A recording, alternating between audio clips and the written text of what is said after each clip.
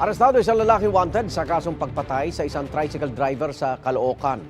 Tumanggi magbigay ng pahayag ang akusado. May unang balita si James Agustin. Bakit? Pinuntahan ng mga operatiba ng Northern Police District Special Operation Unit ang bahaging ito ng Barangay 176B sa Bagong Silang, Caloocan.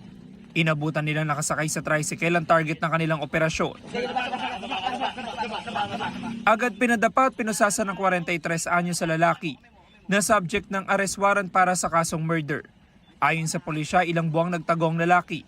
Nalaman natin na nagtago siya sa part ng Bulacan, Santa Maria, Bulacan at dito sa may Cavite.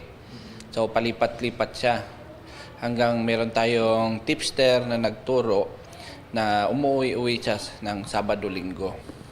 So inabangan ng tropa.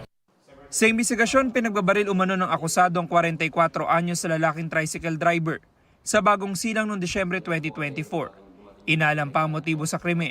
Habang nagpapasada yung biktima, which is a tricycle driver, inabangan ng suspect. Nakasakay sila ng motor at ito ay kanilang pinagbabaril.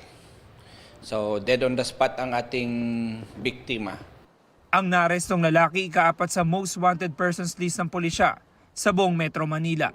Dati na siyang naaresto matapos makuhanan umano ng baril at nakasuhan dahil sa ilegal na droga.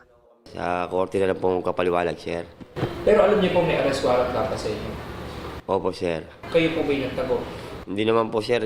Baliw, natatakot lang ako ma-hold. Gusto ko sanang harapin yan, sir. Nakapag-return of warrant na ang pulisya, tinihintay na lang ang commitment order mula sa korte. Ito ang unang balita. James Agustin para sa GMA Integrated News.